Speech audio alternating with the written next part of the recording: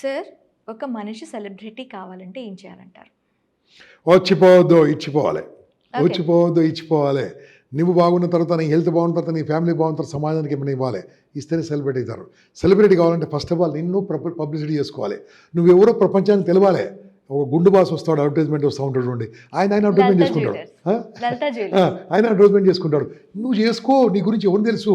Example చెప్తున్నా, celebrity starting celebrity ఎలా ఉండాలో చెప్తున్నా. నీ బర్త్డే ఎప్పుడమ్మా?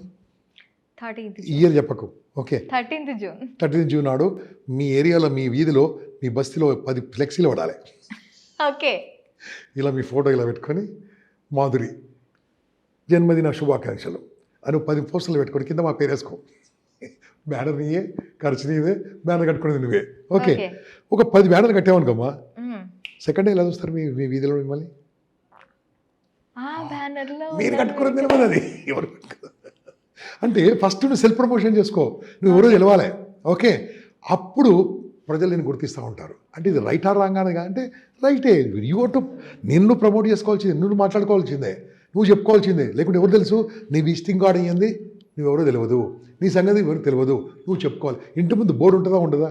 ఉంటుంది. నా బోర్డు పెట్టుకోవాలి, రండి నా పేరు, ఏమో తెలుసు, ఏమో తెలియదు. కాబట్టి అది కంపల్సరీ ఆరోగ్యంగా సెలబ్రిటీ కావచ్చు. దాని that is simple area. Invest your self to get investments. Social media వాడుకోండి, దేనికి? సెలబ్రిటీ కావాలంటే అద్భుతంగా వాడచ్చు. పిచ్చి పిచ్చి రీల్స్ బదులు ఒకసారి గంపనాయేశ్వరాన్ని దీంట్లో కొట్టండి, ఇన్స్టాగ్రామ్లో ప్రతి ఒక్క వీడియో పనికొచ్చేదే, ప్రతి ఒక్కటి పనికొచ్చేది, ఫేస్బుక్లో పనికొచ్చేది, యూట్యూబ్లో పనికొచ్చేది.